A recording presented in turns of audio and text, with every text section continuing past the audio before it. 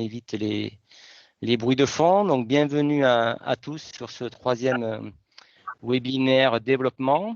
Donc, je vous rappelle que ces webinaires se situent dans le cadre de la campagne Agence nationale du sport, sur laquelle vous pouvez candidater en tant que comité ou club.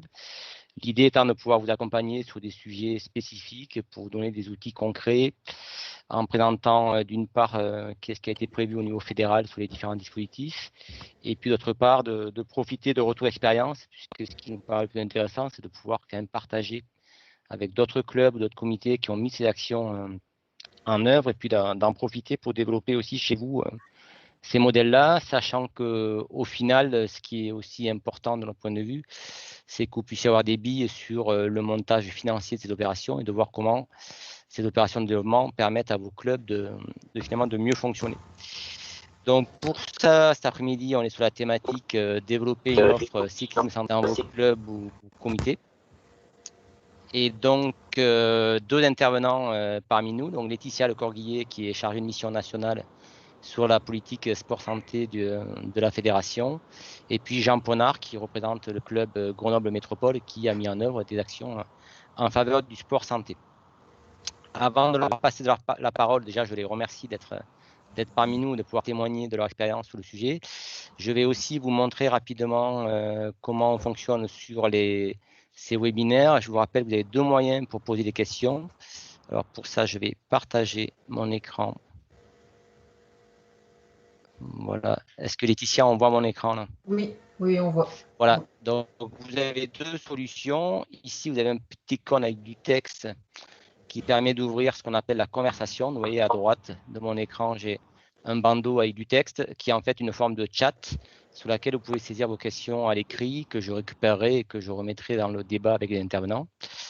Ça, c'est la première solution. La seconde solution, ici, quand vous cliquez sur les petits bonhommes, vous voyez apparaître tous les participants à la conversation et vous avez des micros avec une barre. Donc, si vous voulez parler, donc ça sera après les présentations, vous ouvrez votre micro, ce qui me permet, moi, de voir que votre micro est ouvert et de vous donner la parole pour poser votre question à l'oral.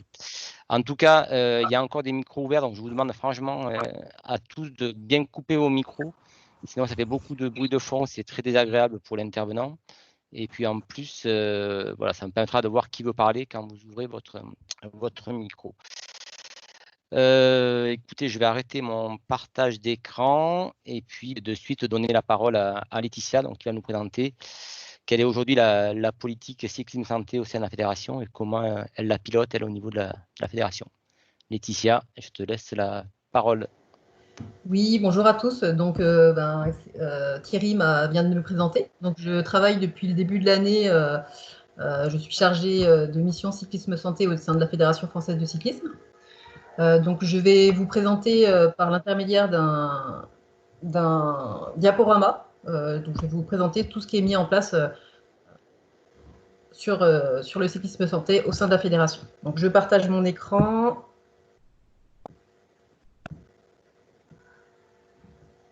Alors, donc voilà, tout le monde voit bien, j'espère, ça marche, Thierry?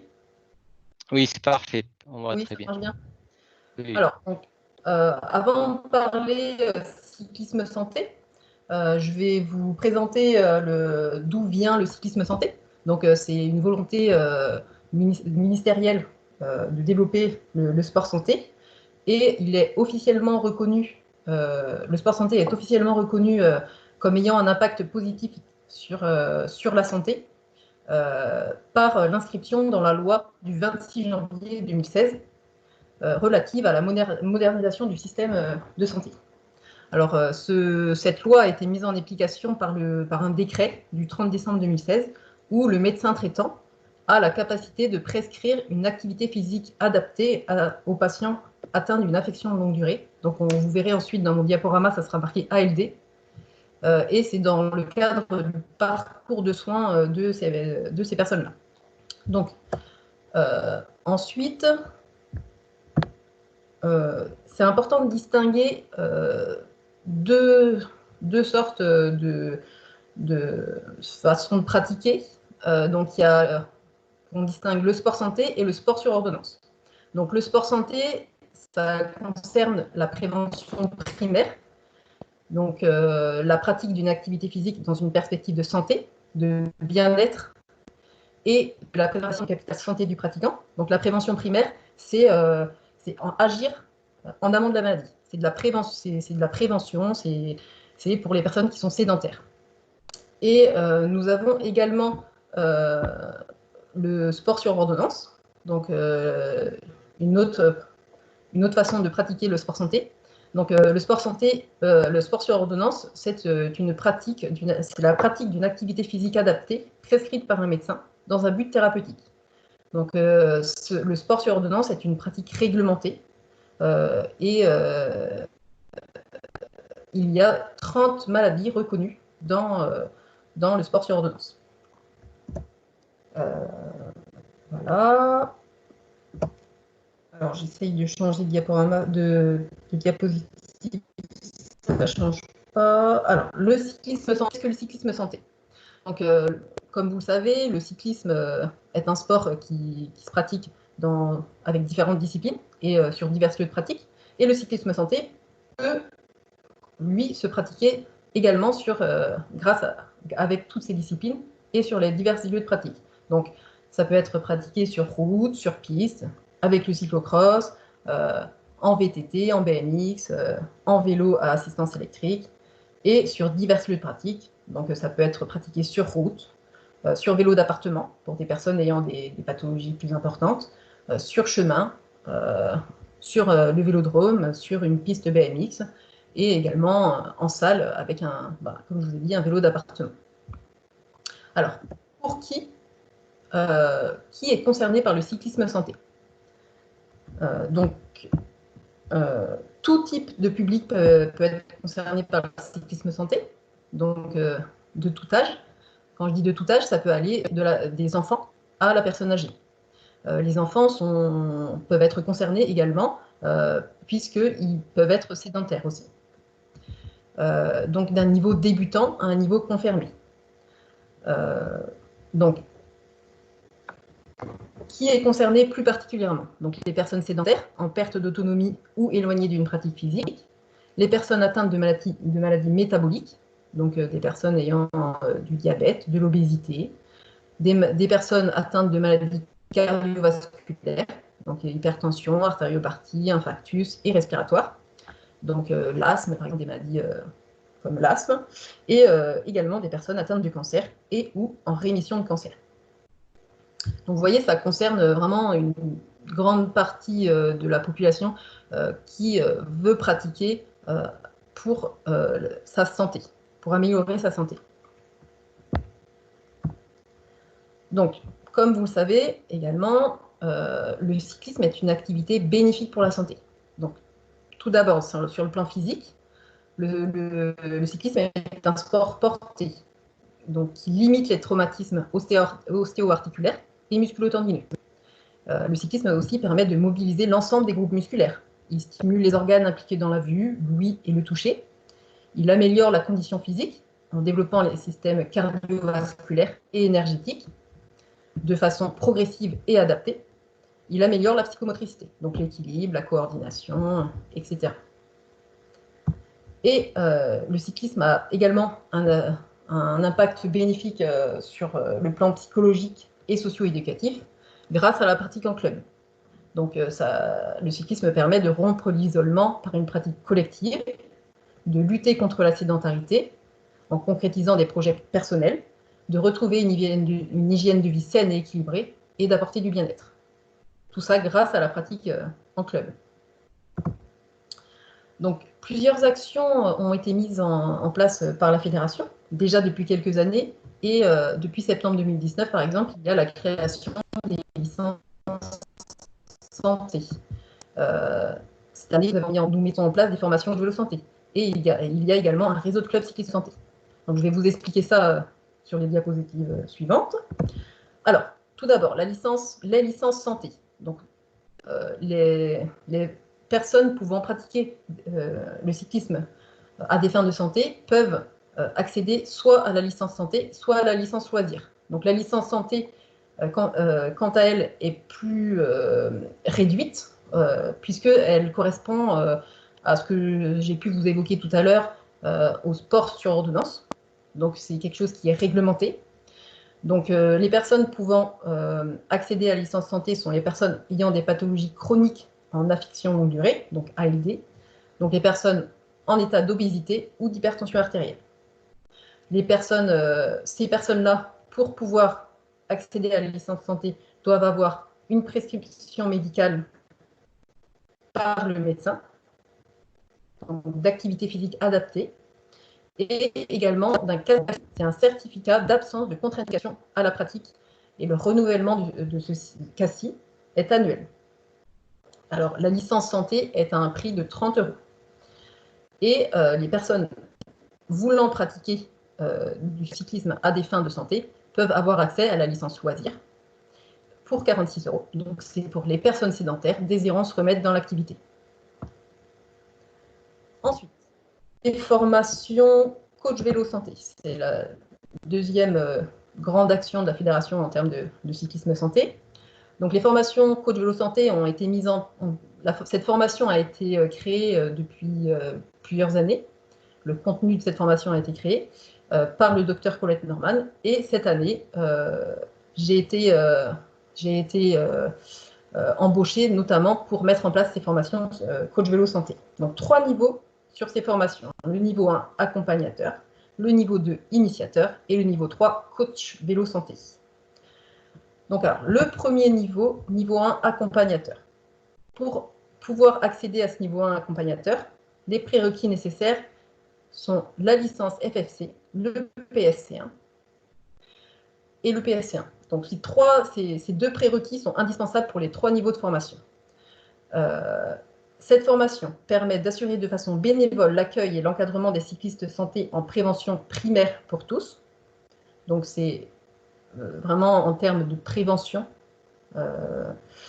Cette formation permet aussi de participer à l'encadrement des publics cibles en situation d'affection longue durée, en collaboration, par contre, avec un niveau 2 ou un niveau 3. Et cette formation permet au club FFC d'être référencé cyclisme santé pour la prévention primaire. Donc, ce premier niveau peut être accessible pour les personnes qui sont bénévoles dans un club, les dirigeants de club. Donc, cette formation est ouverte vraiment pour la plupart des personnes voulant faire cette formation peuvent. Encore le niveau 2, initiateur. Donc, les prérequis nécessaires minimum, ce sont la licence FFC, le PSC1 comme le premier niveau, et il faut également être diplômé fédéral de la fédération. Cette formation est accessible donc pour les étudiants en deuxième année de STAPS ou opérateurs territoriaux des APS, et également les personnes étant en première année de formation médicale ou paramédicale peuvent y accéder. Donc, c'est ouvert pour les médecins, les kinés, les ergothérapeutes, les psychomotriciens, etc. Donc, cette formation permet l'accueil, l'évaluation et l'accompagnement bénévole des cyclistes santé touchés par des pathologies stabilisées en ALD, tout en restant en relation avec un tuteur coach vélo santé. Ils ne peuvent pas encadrer seuls les personnes ayant des pathologies en ALD. Donc, cette formation permet au club FFC d'être référencé cyclisme santé pour la prévention secondaire ou tertiaire. Alors, je ne vous ai pas présenté la prévention secondaire ou tertiaire. La prévention secondaire, elle correspond à la prise en charge lorsqu'il y a apparition de la maladie. Donc, c'est réduire l'évolution de la maladie à un stade précoce de son apparition. Et la prévention tertiaire, c'est réduire au maximum les invalidités fonctionnelles consécutives à la maladie. Donc, ça veut dire que les gens ils ont déjà une maladie et on essaye de diminuer les effets délétères de la maladie. Alors, donc, maintenant, je vais vous présenter le niveau 3, coach vélo santé. Donc, c'est le niveau le plus abouti de la formation. Donc, les prérequis nécessaires, licence FFC, PSC1, être diplômé fédéral de la fédération également. Il faut posséder un diplôme professionnel du sport, donc ça veut dire qu'un BPGEPS, un DEGEPS de toute discipline du cyclisme et d'autres disciplines peut le faire. Pour les autres disciplines en dehors du cyclisme, elles doivent être en possession d'un diplôme fédéral de la fédération. Et il faut également être étudiant. Un étudiant en 3e année de formation médicale ou paramédicale peut également rentrer dans la formation en ayant un diplôme fédéral de la fédération. Donc, cette formation permet l'accueil, l'accompagnement et la prise en charge des pratiquants touchés par des pathologies chroniques en ALD, et également la prise en charge des personnes ayant en prévention primaire. Donc, cette formation permet une rémunération à condition de posséder une carte professionnelle, et elle permet au club d'être référencé. Donc, ce niveau 3 permet aussi d'être certifié.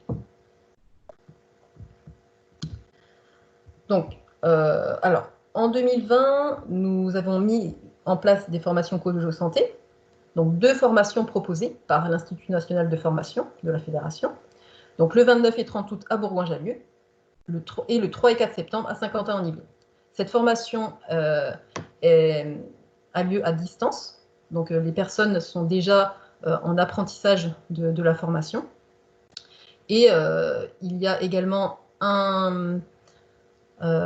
une visioconférence de prévue au mois de juin, et ensuite 2 jours de présentiel prévus pour le 3e niveau, le 29 et 30 août et le 3 et 4 septembre. Donc pour votre information, il reste encore 2 places pour la formation de Bourgoin-Jallieu, et celle de Saint-Quentin-en-Yvelines est au complet. Donc pour les tarifs, le niveau 1, il est à 60 €, le niveau 2 à 110 € et le niveau 3 à 220 €. Et si vous voulez plus de renseignements, vous pouvez me contacter. Donc vous voyez mon mail inscrit là sur l'écran. Étant donné qu'il y a eu beaucoup de succès sur cette première organisation de formation, et que ces formations sont quasiment au complet, au moins pour celle de Bourgoin-Jallieu, nous travaillons pour mettre en place peut-être une nouvelle formation à la fin de l'année. Alors maintenant, je vais vous présenter en 2021. Donc pour 2021, le niveau 1 accompagnateur et le niveau 2 initiateur sera organisé par les comités régionaux. Donc il faudra que vous rentrez en relation avec vos comités régionaux si vous voulez effectuer le niveau 1 ou le niveau 2. Et le 3e niveau coach, sera organisé par l'INF.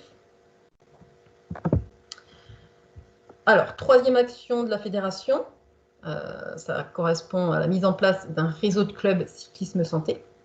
Donc en 2019, 24 clubs ont reçu une subvention de l'Agence nationale du sport liée à un projet cyclisme santé. Et l'objectif à la fin de l'année 2020, pour la fédération, ça va être de référencer l'ensemble des clubs proposant du cyclisme santé et de créer une cartographie de l'ensemble de ces clubs grâce à ce référencement. Et également, ça a déjà commencé depuis mon arrivée, d'apporter aussi également des conseils aux clubs dans la création et la mise en place des projets. Voilà pour le réseau de clubs cyclisme santé. Et donc pour 2020, pour la fin de l'année 2020, nous allons également inclure les clubs ayant reçu des subventions ANS dans les clubs référencés cyclisme santé. Alors merci de votre écoute, et maintenant, si vous avez des questions, n'hésitez pas.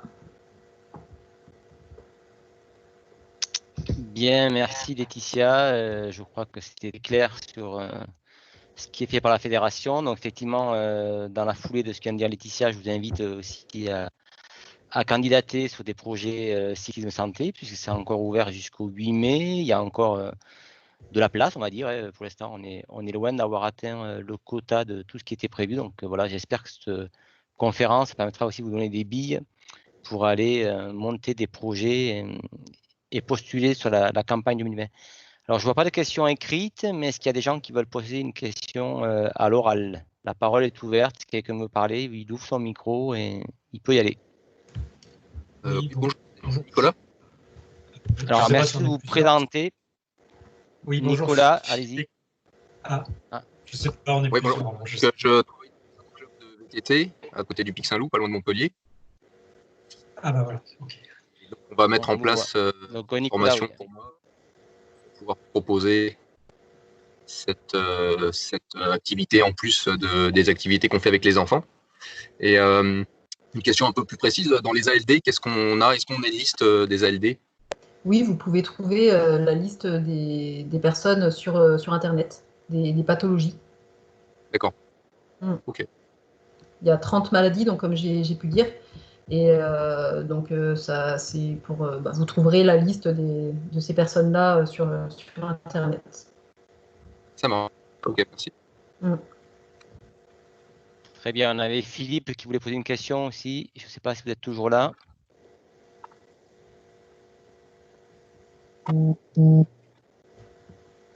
Alors, en attendant que la question orale arrive, j'avais une question écrite de M.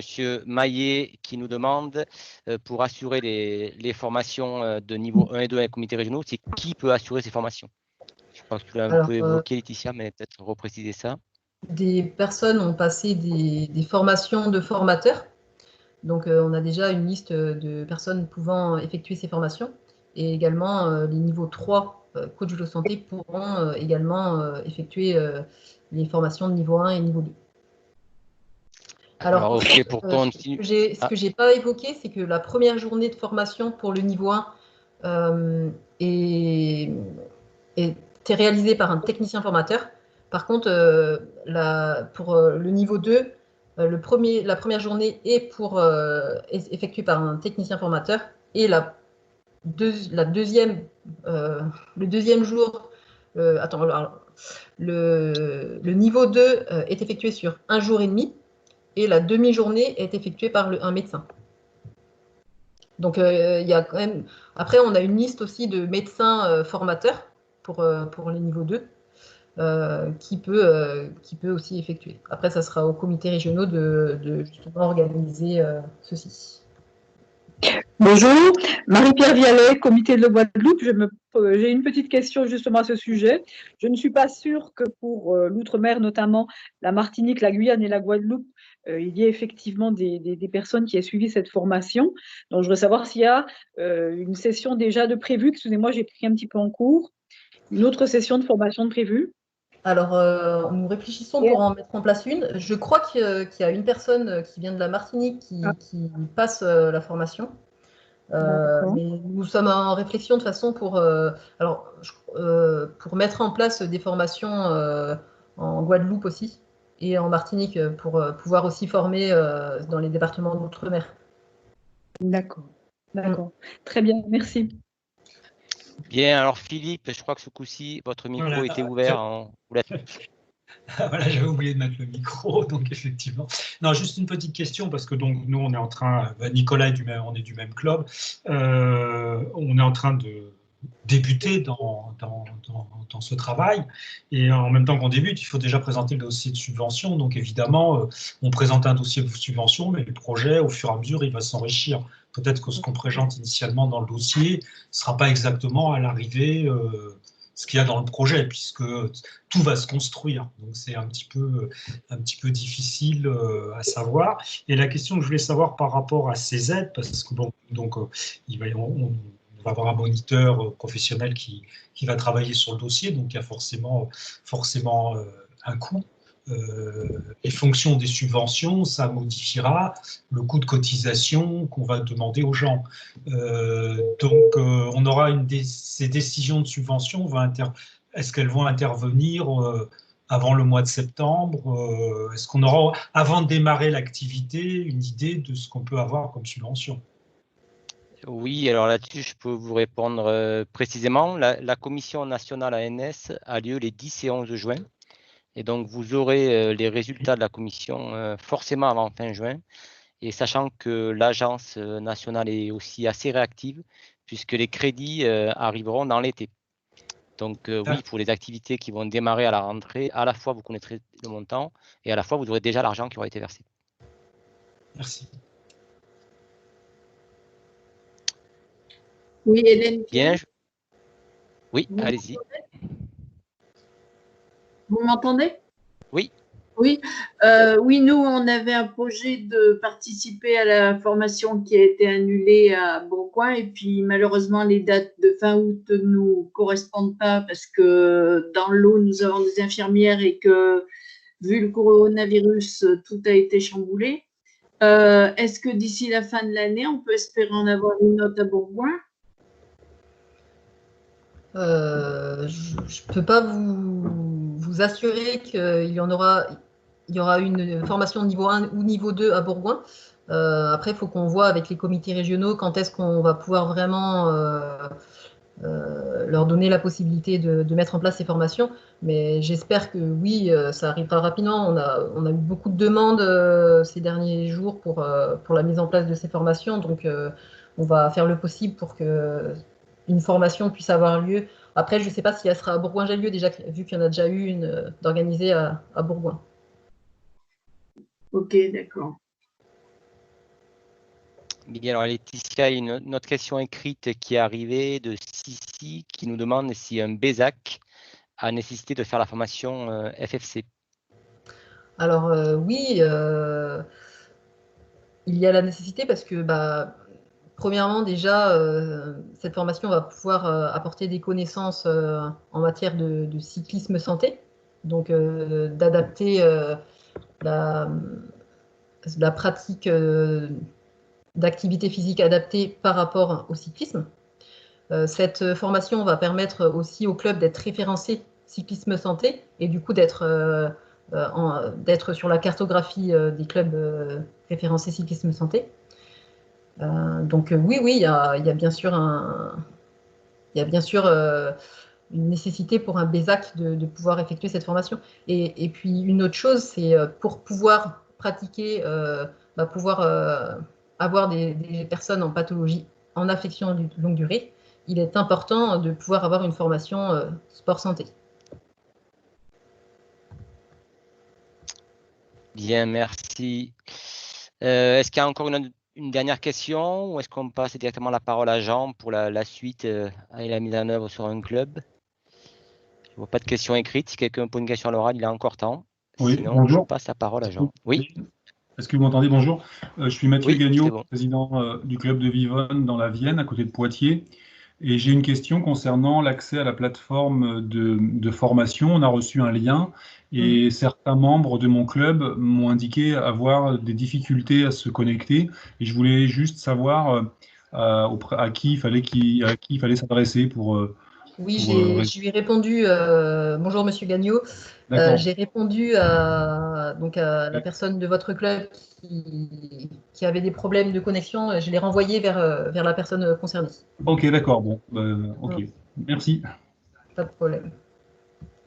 Bien, allez, je vous propose qu'on enchaîne avec Jean. De toute façon, on aura encore une seconde session de questions à suivre tout à l'heure. J'ai des questions plus générales que je vois sur le chat qui sont liées à l'organisation des webinaires et j'y répondrai en toute fin de session si vous le voulez bien. Jean, on voit ton diaporama. À toi la parole. Très bien, merci. Bonjour à tous. En préambule, je voudrais d'abord peut-être rendre hommage à 3 personnes. Déjà, le docteur Colette Norman, qui depuis 3 ans porte ce projet de cyclisme santé et qui s'est battu bec et ongle pour créer les fondamentaux sur lesquels nous pouvons maintenant travailler. Je voudrais remercier aussi Laetitia qui, depuis janvier de cette année, a la responsabilité d'organiser ces formations. Et comme vous l'avez évoqué, c'est une première saison, donc c'est forcément un petit peu délicat la mise en place. Voilà, donc il lui faut également beaucoup de courage. Et puis il y a une 3e personne à laquelle je voulais effectivement faire un petit clin d'œil, c'était Fabien Marillo qui, avant d'être le CTS des Hauts-de-France, a été en Isère et a été mon complice dans la mise en place de notre projet. Voilà, donc ceci étant dit, je vous propose de vous raconter une petite histoire, c'est celle de mon club qui s'appelle le Grenoble Métropole Cyclisme 38.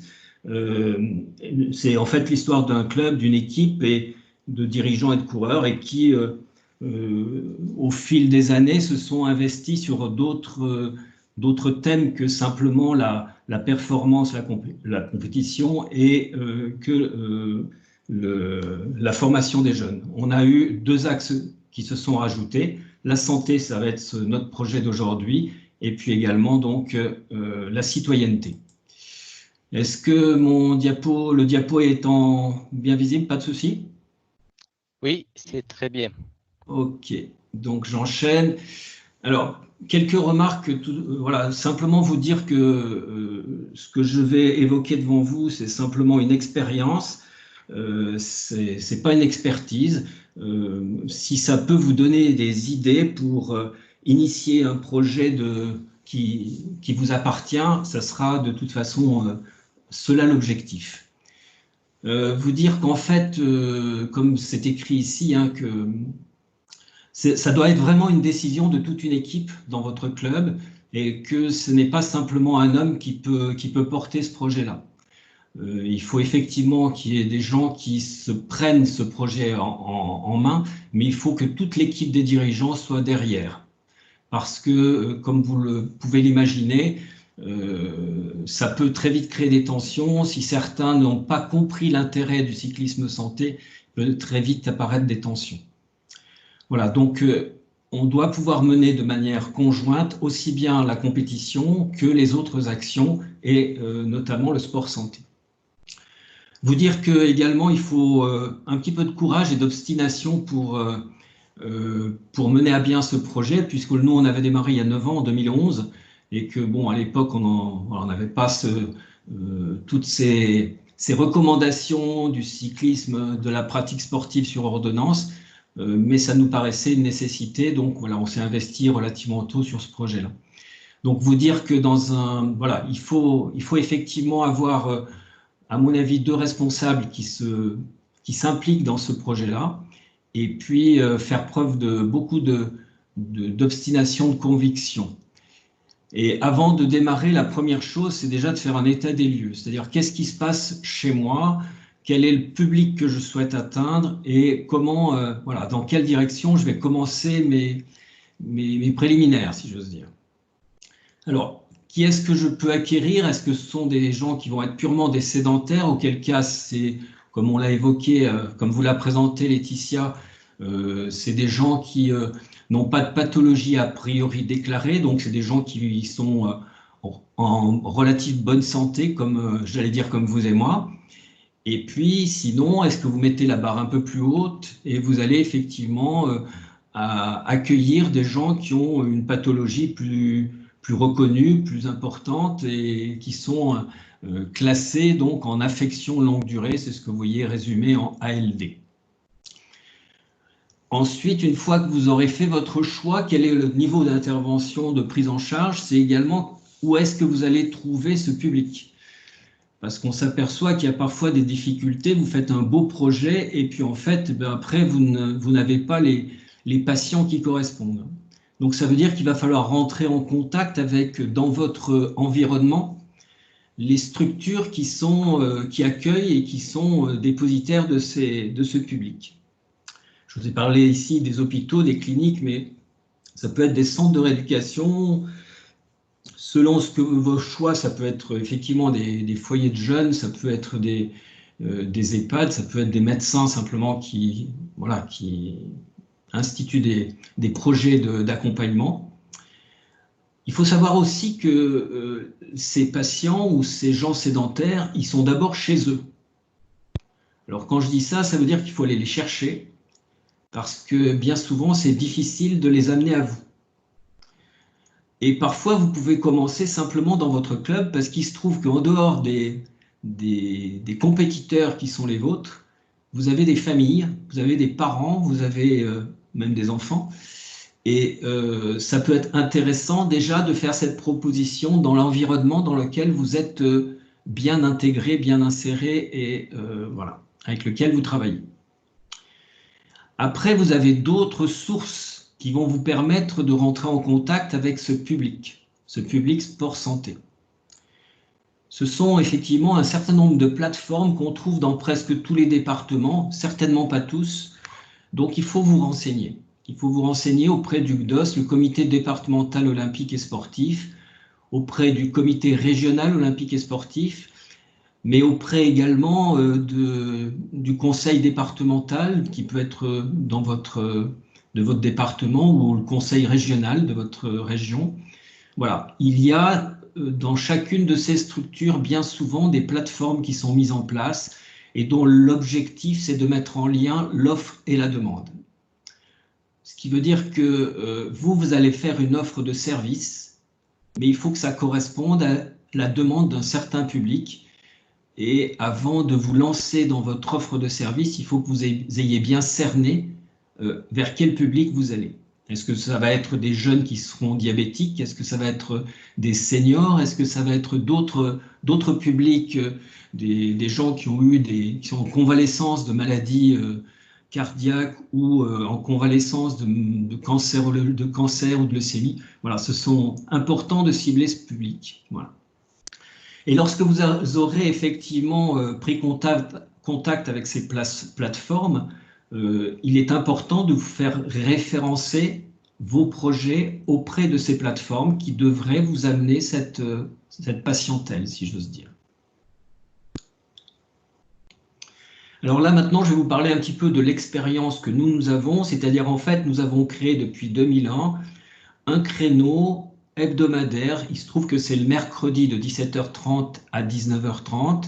Et la première année, nous avons fait ce créneau sur 3 mois, devant l'engouement suscité. Dès l'année suivante, nous sommes passés sur 6 mois.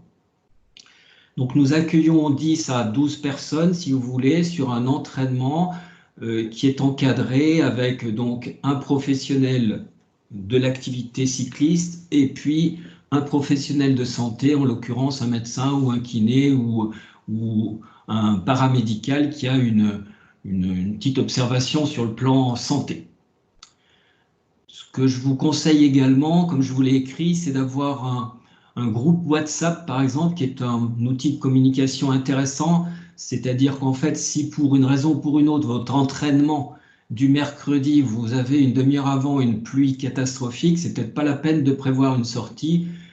Ce réseau interne de communication vous permet d'annuler ou de reporter votre sortie immédiatement sans avoir de difficulté à joindre tout le monde. Ce que je vous propose aussi, c'est de réaliser une petite fiche individuelle de suivi sur laquelle chaque participant va effectivement pouvoir écrire les petites informations qui la concernent, donc son identité, sa santé, voilà. Et puis, à chaque séance, pouvoir remplir un petit peu une page de ce carnet avec le parcours réalisé. En principe, on fait 15 à 20 km. Et puis, quel ressenti il a eu. Nous, on fait prendre également la fréquence cardiaque. Bon, voilà. Après, c'est aux responsables de la prise en charge de ce groupe de finaliser une fiche qui corresponde à ce que vous voulez faire. Petit autre conseil, simplement avant de démarrer une prise en charge d'un patient, comme je dirais vous le faites vraisemblablement pour les sportifs qui viennent s'inscrire chez vous, c'est intéressant d'avoir un entretien téléphonique, soit en présentiel, soit au téléphone, mais avec chacun des participants de manière à bien cibler que les attentes de cette personne et que vous allez être bien en phase avec lui. Ce sera aussi l'occasion de vérifier son certificat médical, puisque c'est quand même un point d'ancrage indispensable. C'est aussi l'occasion pour vous de faire le point avec le matériel qu'il va utiliser. Est-ce que lui dispose d'un vélo? Quel est le type de vélo qu'il va utiliser? Est-ce qu'effectivement c'est une personne qui est en difficulté, auquel cas il faudra effectivement prévoir un vélo assistance électrique pour qu'il puisse suivre le groupe? Voilà, ce sont différentes questions que vous allez pouvoir évoquer avec lui et résoudre en même temps. N'oubliez pas de disposer à chaque sortie d'un matériel de dépannage parce que la crevaison, comme par hasard, vous guette. Ça, c'est classique. Et si vous perdez 3/4 d'heure pour une crevaison, votre séance d'entraînement de 2 heures, elle va être vite réduite. N'oubliez pas les principes de base, surtout quand il fait chaud. Insistez sur l'hydratation, sur la récupération, sur l'adaptation, sur la visibilité, également pour sécuriser votre groupe d'entraînement. Et n'hésitez pas à veiller au port du casque, la chasuble fluo et tout ça.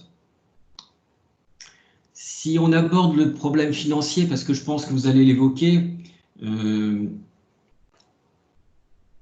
les modalités sont, je dirais, variables en fonction des capacités qui sont les vôtres. Mais que globalement, il faut savoir que faut parfois avoir la capacité à investir un petit peu pour lancer une dynamique. C'est-à-dire, en fait, si vous voulez créer quelque chose, comme on l'évoquait tout à l'heure avec les subventions, si vous avez la chance d'avoir une subvention qui arrive avant que ça commence, vous avez vraiment beaucoup de chance. Et merci l'ANS. Moi, personnellement, il a fallu attendre 1 an ou 2 pour avoir effectivement les premières subventions tombées. Parce que c'était à l'époque un petit peu anecdotique, notre histoire de cyclisme santé.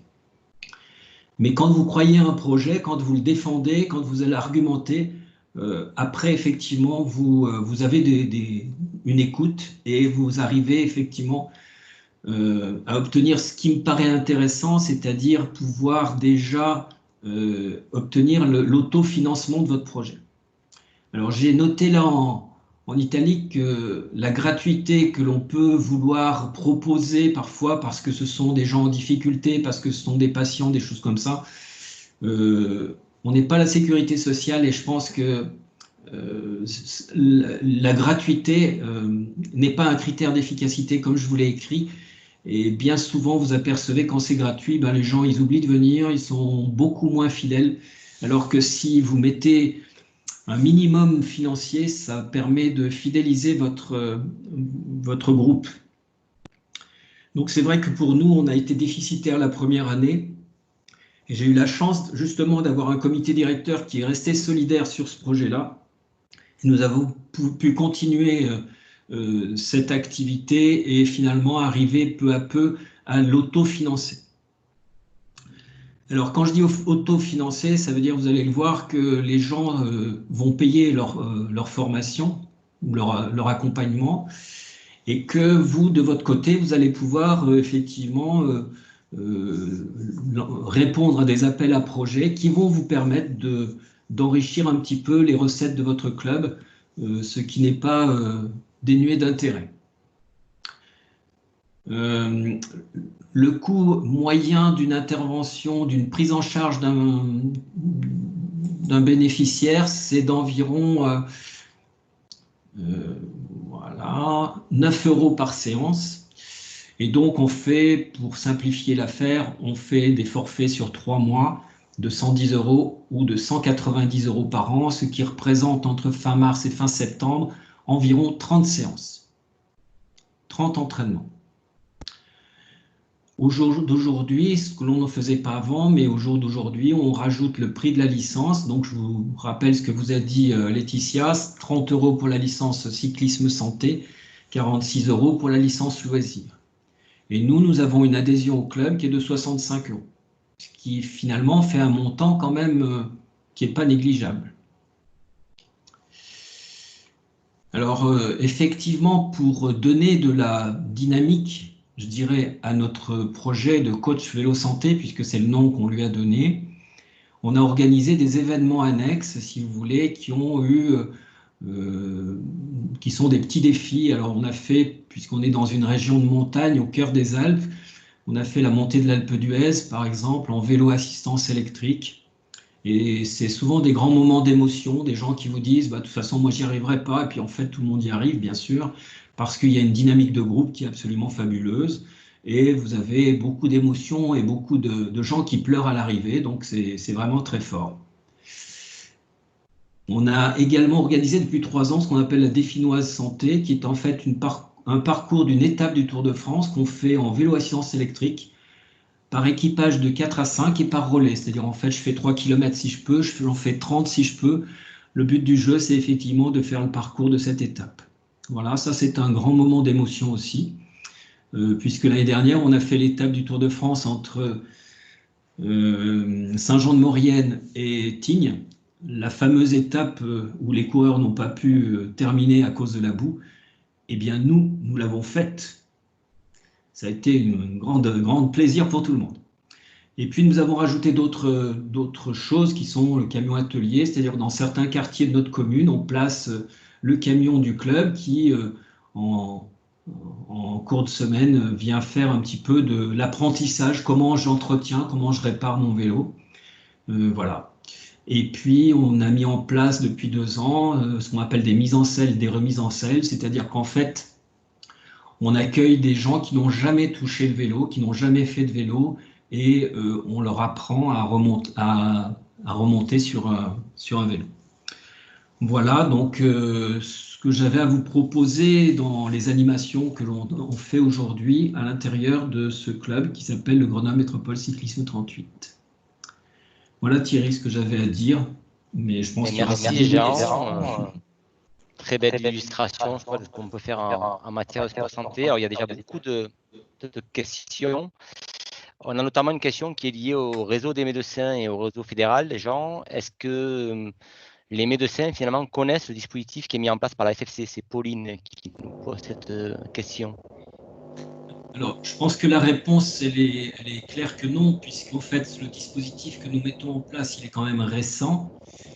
Et je pense que cette information, elle doit être donnée effectivement aux médecins. Elle peut l'être de différentes façons. Il peut effectivement être intéressant de s'adresser au Conseil de l'Ordre aussi pour leur donner l'information quand vous avez quelque chose qui se met en place. Et puis, vous pouvez effectivement contacter les médecins de votre commune. Moi, il m'est arrivé de faire le tour des médecins et des pharmaciens de ma commune, de la commune des Bains, pour leur présenter le projet. Après, il y a les formations coach vélo santé sont comprises dans le médico-sport du CNOSF. Donc, c'est une formation qui est reconnue par le CNOSF. Et du coup, c'est le médico-sport du CNOSF, c'est comme le Vidal du sport. Donc, si les médecins sont intéressés pour proposer du cyclisme santé, ils peuvent trouver sur le médico-sport du CNOSF. Bon, ensuite, après, est-ce que dans la réalité, les médecins l'utilisent? Ça, on ne sait pas. Je peux vous dire que c'est relativement difficile pour les confrères généralistes parce qu'effectivement, ils n'ont pas forcément la fibre sportive, pas forcément. Ils ont souvent des consultations qui sont bien prises. Et donc, il faut que ce soit soit le patient, soit le club, soit le dirigeant qui effectivement sensibilise un petit peu les médecins de la commune en question ou de l'environnement dans lequel vous êtes. Ok, donc je retiens, Jean, effectivement, que c'est peut-être au club d'aller vers les réseaux locaux de médecins autour de chez eux, ce qui a l'air le plus efficace. Laetitia, on avait peut-être deux questions pour revenir un petit peu en arrière sur la formation, notamment Anthony qui demandait d'une part si c'était nécessaire d'avoir le niveau 1 pour passer le niveau 2, et puis un message de Pierre Lescure qui est du SCO Dijon et qui est aussi dans l'amicale des cyclocardiaques et qui demande s'il serait possible de développer une formation sur Dijon. Donc là, c'est plus sur la programmation future. Je te redonne la parole, Laetitia. Alors, pour la première question, non, il n'est pas nécessaire d'avoir le niveau 1 pour rentrer dans le niveau 2. Il faut juste avoir les prérequis que je vous ai indiqués tout à l'heure. Donc, n'hésitez pas à revenir vers moi par mail si vous avez besoin d'avoir plus de renseignements par rapport aux prérequis. Ensuite, j'ai vu une question tout à l'heure aussi, je pourrais vous donner l'accès, si vous voulez, au PowerPoint, si vous avez besoin de l'avoir.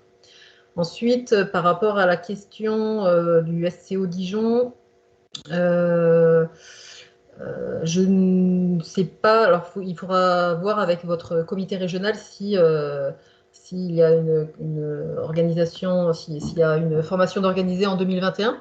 Ensuite, comme je vous ai dit tout à l'heure, c'est vrai qu'il y a eu un franc succès de l'organisation de ces formations. Donc, je vais voir pour peut-être en organiser une d'ici la fin de l'année. Voilà. Ok, est-ce qu'il y a des questions orales avant qu'on repasse à quelques questions écrites, peut-être? Oui, moi je voudrais poser une question. Ouvert. J'ai une question. Je voudrais poser une question au club de Grenoble. Merci d'abord. On entend très mal. Pardon? On entend très mal. On entend très mal. Ah, je ne sais pas, j'ai mis le micro, là, vous entendez? Oui, ça grésille beaucoup. Allez-y, posez votre question, on va essayer. Pourtant, j'ai rien autour de moi qui grésille. J'entends effectivement un grésillement, mais je n'ai rien. Donc, merci d'abord beaucoup pour cette présentation parce que elle est présentée de manière très simple et elle correspond à déjà des problèmes qu'on se pose au niveau du club. Je voudrais poser une question sur les publics que vous avez visés parce qu'au départ, quand on débute, c'est pas évident exactement de viser public parce que c'est entre un public sédentaire et un public à pathologie, les démarches du club et le travail travail du club pour conquérir ces publics est très différent.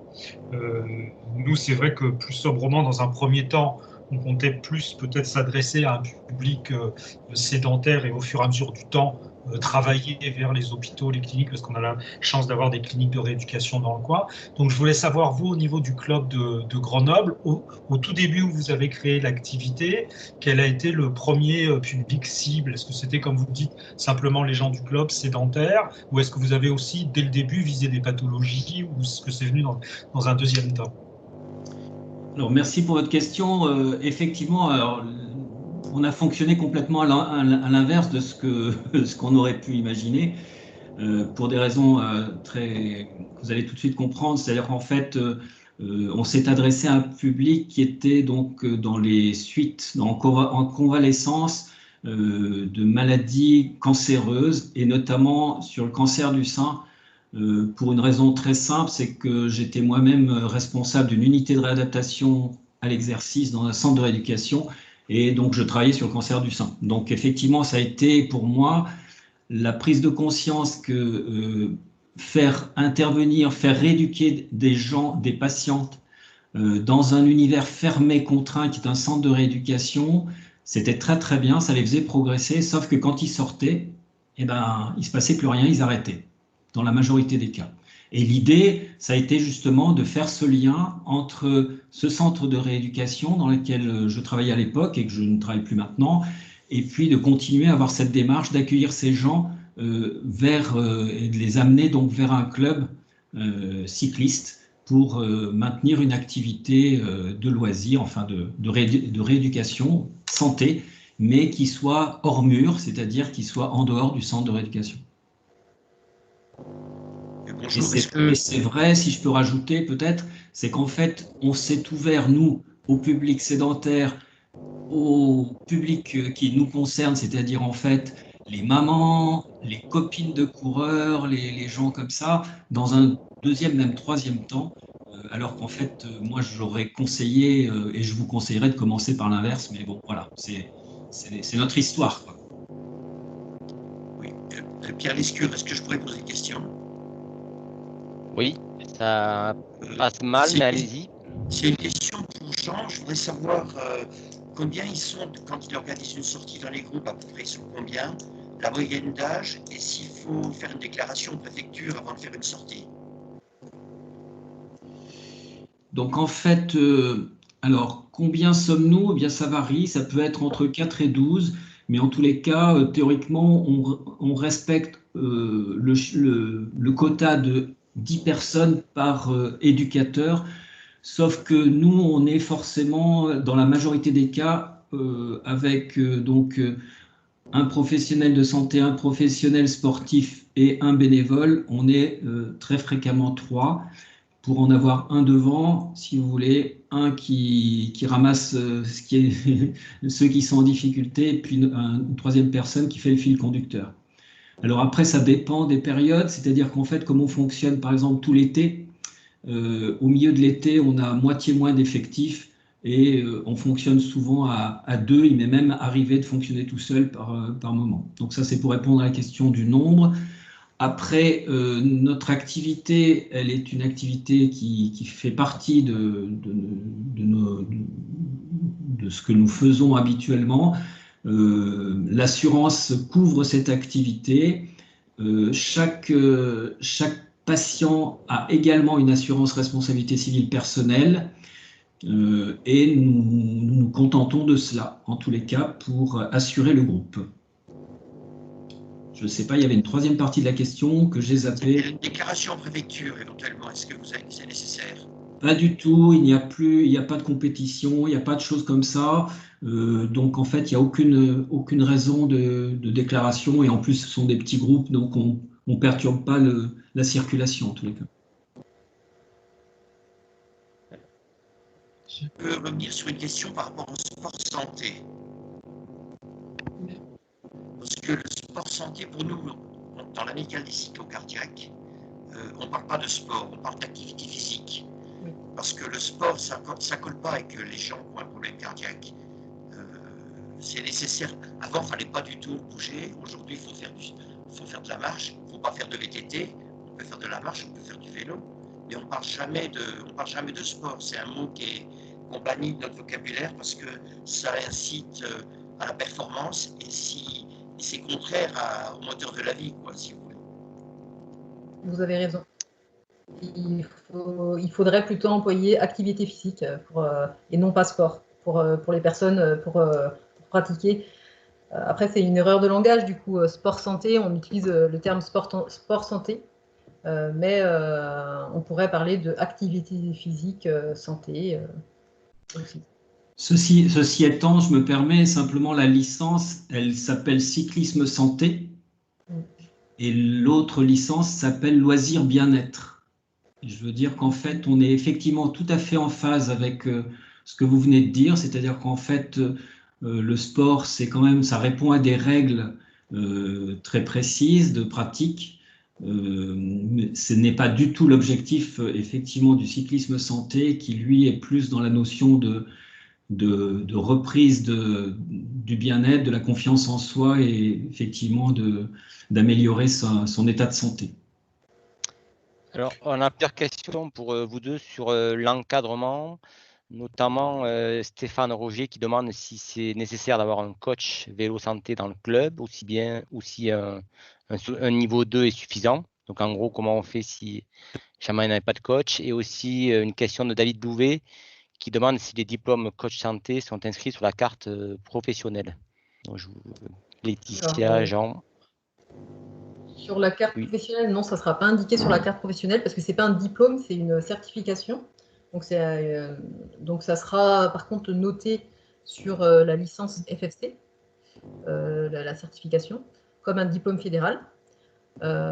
Ensuite, pour la première question, c'était par rapport à est-ce qu'il faut nécessairement un coach vélo santé? Alors, si vous êtes seulement sur de la prévention primaire, donc pour seulement des personnes sédentaires, il n'est pas obligatoire d'avoir une personne formée à la formation coach vélo santé, niveau 3. Ensuite, il est fortement conseillé pour encadrer des personnes avec des pathologies en ALD, de posséder, même il est obligatoire que l'éducateur ait une formation sport santé. Alors, il ne doit pas forcément avoir une formation coach vélo santé de la Fédération française du cyclisme, mais il doit avoir une formation sport santé qui répond à la loi dont je vous ai parlé au début. Alors, si je peux compléter un petit peu ce que vient de dire Laetitia, vous avez bien compris que ces formations, elles se mettent en route actuellement et donc de cette année. Donc jusqu'à présent, on a fonctionné sans ces formations-là et sans ces diplômes. Personnellement, à l'intérieur du club, nous, on avait, il y a 2 ans, organisé une formation avec le comité départemental olympique et sportif de Haute-Savoie qui avait ouvert une formation et nous avions 3 personnes qui ont été formées dans ce cadre-là. Je pense que les formations qui sont instruites actuellement, qui ont été instaurées par Colette Norman et mises en place maintenant par Laetitia, je pense qu'elles sont beaucoup plus performantes. Ça me paraît effectivement important. Et je pense qu'effectivement, elles méritent d'être suivies et d'être mises en place régulièrement et effectivement d'être exigées. Mais c'est vrai qu'au départ, on a fonctionné sans ça. Bon, Dieu merci, tout s'est très bien passé. On n'a pas eu de chute en 9 ans, donc on est très content. Très bien. Je vois que le micro de Philippe est ouvert. Philippe, oui. À vous la parole. Je vais vous poser une question au club de Grenoble. C'est toujours intéressant d'avoir un club qui a pratiqué sur surtout sur le niveau pathologie. Parce que je suppose que en fonction du degré de la pathologie ou même du type de pathologie, le niveau physique et la capacité physique des gens est peut-être, et je vous dis tout ça au conditionnel, hein, peut-être très différente. Donc, est-ce que vous arrivez, et je suppose donc que la taille des groupes est peut-être plus restreinte dans les groupes à pathologie, et est-ce que vous arrivez à homogénéiser des niveaux et sur quel nombre de personnes vous travaillez dans ces groupes-là? Merci pour la question, c'est très intéressant parce qu'en fait, on a eu cette prise de conscience qui s'est faite progressivement. Je vais vous répondre avec 2 exemples, c'est-à-dire qu'en fait, l'année dernière, on a pris en charge une personne qui est autiste Asperger, et puis donc avec une surcharge pondérale très importante. Ça a été très très compliqué parce qu'en fait, cette personne voulait effectivement faire ça avec un vélo traditionnel, et ça nous a beaucoup perturbé dans la gestion des groupes. C'est-à-dire qu'en fait, il fallait effectivement quelqu'un devant et quelqu'un derrière, et puis quelqu'un pour faire le lien entre les deux. C'est ce que je vous expliquais tout à l'heure, il fallait bien 3 personnes. Jusqu'au moment où, si vous voulez, le groupe a interagi et a finalement plus ou moins fait prendre conscience que l'intérêt du vélo assistance électrique pour cette personne-là, qu'il a accepté, qui nous a permis, grâce à cela, si vous voulez, d'avoir un groupe qui marchait de manière beaucoup plus homogène. Ça, c'est la première partie de la réponse. La deuxième partie, c'est qu'effectivement, on a été amené à prendre en charge des gens plusieurs années de suite qui ont fait d'énormes progrès également, et pour lesquels, qui nous ont amenés finalement à créer au sein du club une équipe loisir féminine. Donc, on a créé aujourd'hui une équipe loisir féminine qui compte 15 à 20 personnes et qui fonctionne sur un horaire différent, avec des schémas d'entraînement différents. Ils sont sur du 50 km, du 60 km, et ils s'entraînent le samedi ou le samedi matin ou le samedi après-midi. Voilà, donc c'est des gens qui ont, au fil des entraînements, qui sont passés du sport santé au sport loisir, et qui finalement sont passés du statut de malade au statut de bien-être. Voilà, et c'est tout ça notre objectif. Et là, quand nous avons créé ça en septembre 2018, cette équipe loisir, on a effectivement, je pense, atteint notre objectif. C'était vraiment ça le but du jeu. Le but du jeu, c'est pas effectivement d'accompagner ces gens en permanence sur du sport santé ou sur du cyclisme santé. C'est effectivement de les faire progresser et de les amener très progressivement à pouvoir faire du loisir et à devenir de vrais adhérents pour le loisir. Voilà. Alors justement, Jean, on a une question qui est un peu de ce registre, de Cyril Personne, qui demande combien de licenciés dans ton club Vélo Santé, et puis finalement combien ça a pris de temps pour arriver à structurer cette activité Vélo Santé depuis qu'elle a commencé. Donc en fait, on a démarré en 2001. Comme je vous ai dit, on a commencé par 3 mois d'activité. Ensuite, l'année suivante, on a fait 6 mois d'activité.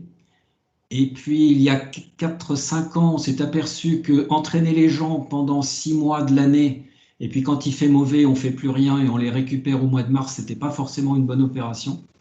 Et donc, on a proposé une autre dynamique pendant l'hiver qui s'est appelée les bouge-bouge, et qui s'appelle les bouge-bouge. En fait, on a fait des liens avec d'autres associations qui font de l'aquagym, aquabike, qui font du cirque, qui font de la danse, qui font du tennis de table, des choses comme ça, pour leur maintenir une activité en fait toute la saison. Voilà. Et qu'est-ce que je voulais dire? Alors oui, depuis quand? Donc c'est depuis 2011. En termes d'effectifs, ce que ça représente. En termes d'effectifs, on fonctionne avec une seule équipe, je dirais de 10 à 12 personnes, par exemple, pour le coach vélo santé. Et puis, on a effectivement l'équipe loisir maintenant qui fonctionne autour de 15 personnes, à peu près 15 à 20 personnes. Voilà, donc ça veut dire que on est passé en termes de féminisation de la pratique dans notre club de 4% il y a 5 ans à 15% maintenant, quoi, de féminisation de pratique, des pratiquants. Effectivement, au-delà de l'aspect vélo santé pur et dur dans ton club, ce qui me paraît intéressant, c'est l'effet démultiplicateur dans la capacité du club à s'intéresser à des publics de plus en plus ouverts, avec au départ une activité qui était plutôt traditionnelle de compétition, quoi. Ce qui est très intéressant, c'est qu'au jour d'aujourd'hui, on est sollicité par les directions des sports des communes. La commune dans laquelle on est installé, c'est Hébin, c'est là où se trouve le vélodrome d'Hébin. Donc effectivement, on est sollicité pour faire de la mise en selle, pour faire du camion atelier, pour faire des choses de ce type-là. Et sur la commune d'à côté qui s'appelle Échirolles, on vient d'être sollicité également pour les mêmes activités. Donc ça veut dire que ça fait un petit peu, voilà, c'est viral, quoi. On est bien en capacité de savoir ce que c'est qu'un virus maintenant, ça se contamine, et ben voilà, on essaye nous aussi de contaminer grâce dans le bon sens et de véhiculer cette image du cyclisme santé à un public plus large. Bien, alors on a aussi on revient sur les questions d'encadrement, excusez-moi, notamment on nous demande combien de personnes ça représente dans l'encadrement au sein du club et est-ce qu'il y a des salariés maintenant qui sont missionnés là-dessus au sein de ton club, Jean?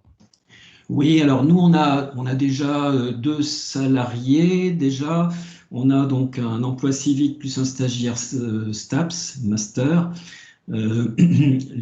L'idée, c'est qu'en fait, on accompagne ce groupe de sport santé avec un professionnel, donc, qui est salarié. Ou s'il n'est pas salarié, il sera vacataire parce qu'on travaille aussi avec des gens qui sont en auto-entreprise et pour lesquels on peut être amené à les solliciter pour des accompagnements où on serait en manque d'accompagnants. Voilà. D'accord. Philippe, vous voulez poser une question? Oui, je m'excuse, j'ai beaucoup de questions. Mais Pierrick après. Je voudrais poser toujours... Est-ce que vous avez pu constater dans la vie interne du club, dans la vie du bureau, du conseil d'administration, que ce développement d'activité a permis de renforcer votre structure de club et d'avoir de ces personnes qui participent par la suite à la vie du club? Intéressant comme question. Donc, on a proposé depuis 2 ans qu'il y ait effectivement des représentantes, par exemple, de l'équipe loisirs qui soient membres du comité directeur. Donc, au jour d'aujourd'hui, comme on ne veut pas non plus les surcharger, elles sont 2 personnes de cette équipe loisirs qui viennent une fois sur 2 pour apporter leur regard en tant qu'équipe loisirs féminine, par exemple. Bien, Pierrick Leclerc, du coup, je vous ai coupé la parole tout à l'heure, désolé. Ouais, pas de problème. Bonjour à tous. Est-ce qu'on a des exemples, là je m'adresse plutôt à Laetitia, est-ce qu'on a des exemples d'autres sports qui font la même démarche ou d'autres fédérations qui font la même démarche et sur quel modèle? Est-ce que c'est des modèles équivalents? Est-ce que ce sont les clubs qui sont les porteurs de projets? Est-ce que ce sont les comités? Voilà, un peu savoir comment ça se passe dans d'autres sports. Laetitia, ton micro est coupé. Désolée. Voilà, je ne sais pas vraiment comment ça se passe dans d'autres sports, mais je sais qu'il y a d'autres clubs aussi au sein de la Fédération française du cyclisme qui proposent déjà du cyclisme santé. Je crois que nous avons par exemple ici Mathieu Gagnon, qui je crois a aussi une belle expérience dans son club. Donc je ne sais pas si Mathieu Gagnon veut évoquer son projet. Oui, bonjour. Oui, vous m'entendez? Oui. Ouais. Merci. Merci pour toutes ces présentations très intéressantes et je voudrais rebondir sur ce qui a été dit là sur l'impact d'une démarche cyclisme santé, sur la féminisation du club et sur la viralité en termes d'image vis-à-vis des partenaires, notamment des partenaires publics, qui sont très sensibles à cette diversification. Enfin, pour notre club, et je pense pour la plupart des clubs, c'est une vraie diversification, cette démarche de cyclisme santé. Nous, on n'est pas engagé encore fortement sur les publics en ALD, même si on a déjà des adhérents qui sont en ALD, donc notamment sur les pratiquants cyclo, donc des gens qui sont suivis pour des problématiques cardiaques, différentes sortes de maladies, enfin diabète, diabète cardiaque, donc cancer un petit peu. Donc des gens qui étaient déjà au club, donc du cyclisme santé, on en faisait déjà un petit peu sans le savoir. Donc là, cette démarche nous permet de rentrer un petit peu dans les clous. Donc nous, on a pris le sujet par la prévention primaire, en allant chercher les gens de notre territoire qui ont tous un vélo chez eux qui dort dans le garage, qui sert juste pendant les vacances et encore. Et on leur a proposé d'aller se promener en vélo le samedi matin, au même moment d'ailleurs que fonctionne notre école de vélo, pour offrir la possibilité aussi aux parents des jeunes de l'école de vélo de venir aussi se balader. Bon, cet aspect-là, ça ne fonctionne pas encore tellement, mais enfin, en tout cas, c'est possible. Et donc, on propose des balades 15-20 km au début, et puis rapidement, c'est devenu plutôt 20-25 km. Voilà. puisque les gens se sont bien habitués, il y a une bonne dynamique. Donc ce sont des balades sur route et sur chemin blanc, puisque dans notre territoire, qui est un territoire de plaine, la communauté de communes a récemment complété le réseau de chemins, donc avec des chemins blancs tout bien, tout praticable. Et donc voilà, tous les samedis matins, on va se promener en vélo. Voilà, on monte les côtes à pied s'il faut. Enfin, un peu moins maintenant, mais en tout cas au début, il y avait des gens qui avaient besoin de monter à pied, donc on montait à pied. On va tranquillement au rythme du plus lent ou de la plus lente d'entre nous. Voilà, parfois on se sépare un petit peu si certains veulent aller un peu plus vite, mais vraiment dans une ambiance de balade. Ça nous permet cette année, là on vient de consolider les chiffres, de faire quasiment 40% d'augmentation d'adhésion. Alors c'est un énorme pourcentage, mais on est un petit club, donc voilà. Mais ça fait, voilà, on va passer de 85 personnes licenciées à la fédération à pas loin de 140. Voilà, donc ça fait une progression qui est intéressante. Et donc ça montre bien que ce pari de la diversification, il est intéressant pour le club. Pour autant, on ne veut pas lâcher notre volonté de développement dans le secteur de la compétition, hein. Donc c'est pas l'un au détriment de l'autre, on n'oppose pas les deux domaines d'activité. Mais on s'implique de plus en plus fort dans cette diversification. Et donc là, maintenant, cette année, c'est l'étape de la formation. Donc voilà, on est quatre personnes du club à se former. On ira, nous, à Bourgoin-Jallieu. Voilà, on va se former sur différents niveaux, les niveaux 1 et le niveau 3.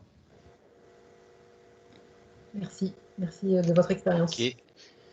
Peut-être pour répondre en partie à Pierrick sur d'autres activités, il y a souvent une activité qui est citée, qui a été un peu pionnière en la matière, c'est la marche nordique qui a été développée notamment par la Fédération d'athlétisme avec un coach athlète santé, donc un peu ce même modèle que ce qu'on fait à la FFC. Mais aussi, et là c'est marrant parce qu'il y a eu un double développement avec le réseau d'accompagnateurs en montagne qui ont développé, plutôt en zone de montagne, des créneaux santé sur la marche nordique. Voilà. Donc on voit bien que c'est un champ qui touche plusieurs activités, plutôt à connotation activité douce et d'endurance comme les nôtres. Du coup, on a une question plus sur les jeunes, Laetitia.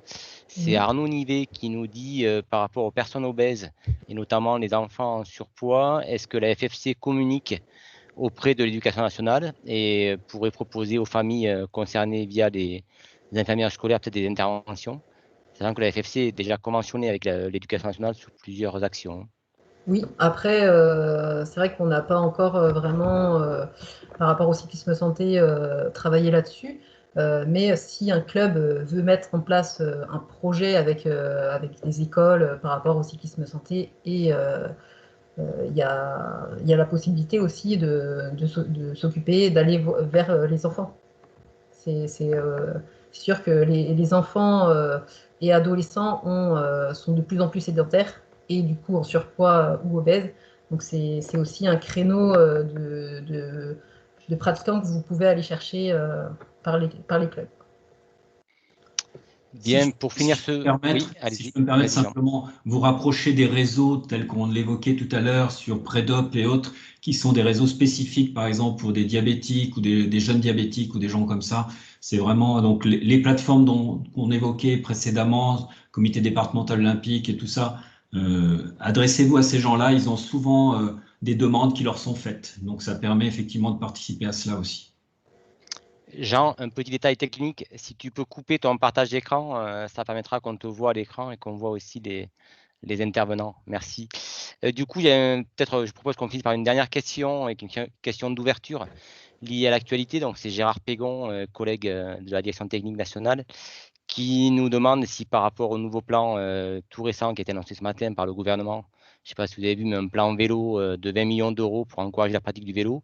Est-ce qu'on envisage au sein de la fédération un volet santé sur ce plan? Donc, l'info est très très récente, mais peut-être que Laetitia ou Jean, vous avez des idées, des propositions sur ce type d'opération? Oui, bien sûr que le vélo va avoir sa place parce que on peut voir que avec le virus, la plupart des personnes qui ont eu des problèmes de santé sont des gens qui avaient déjà des problèmes de santé et donc qui étaient sédentaires. Donc, nous, à la Fédération, on travaille sur un projet auquel je ne vous ai pas parlé, mais qu'on va dupliquer à partir de 2021. Donc, c'est un projet d'offre mobile cyclisme santé. Donc, c'est un projet qui sera accessible aux clubs et également aux comités départementaux et régionaux.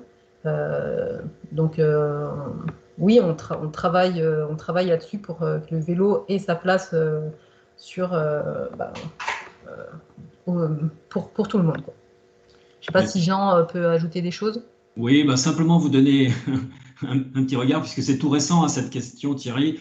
En fait, j'ai reçu ce matin un SMS du directeur des sports de la commune. Et donc, dès que j'aurai raccroché notre visioconférence, je vais l'appeler pour qu'on mette en place justement les différents programmes. Voilà. Bon, mais on est dans le cœur de l'actualité. Allez, une dernière intervention, oui, allez-y.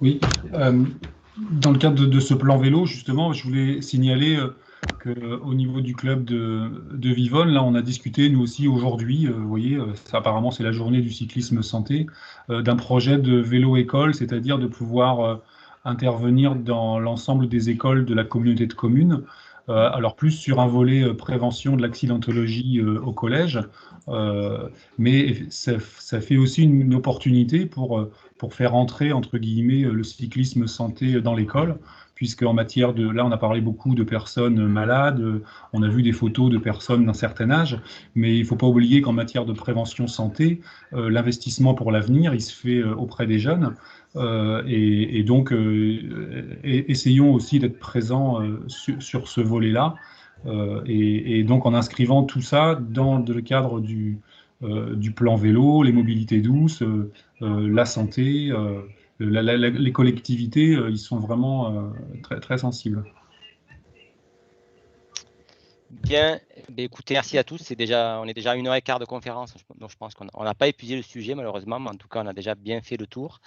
Merci vraiment Laetitia et Jean pour votre expérience qui a été relatée ici, et puis à l'ensemble des participants, il y a eu beaucoup de questions-réponses, donc ça démontre tout l'intérêt de la thématique et de ces formes de travail qui sont imposées par le confinement, mais qui finalement nous permettent de faire des vidéos très interactives. Pour la suite, du coup, vous allez tous recevoir après le webinaire un questionnaire à satisfaction, donc merci d'y répondre. Il y a beaucoup de questions sur les prochaines conférences, sur les supports. Donc les supports, comme on l'a fait pour les conférences précédentes, ça sera mis en ligne sur le site internet de la Fédé, dans l'onglet structuré, mais ne vous inquiétez pas, on vous enverra dès que c'est monté sur le site, le lien en direct à tous les participants, et puis il sera aussi diffusé dans les différentes newsletters de la fédération. Donc par rapport à ce qu'on avait prévu sur ces webinaires qui s'inscrivaient dans la campagne ANS, étant donné qu'elle finit le 8 mai, on avait prévu de finir aujourd'hui. Donc là, les 3 webinaires qui étaient prévus pour cette campagne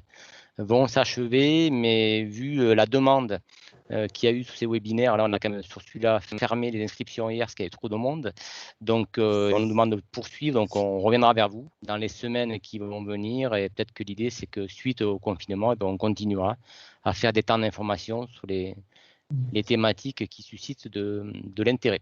Voilà, on vous remercie encore une fois toutes et tous, et puis beau week-end prolongé qui arrive devant nous. Bonne soirée. Merci à tous. Au revoir. Merci, au revoir.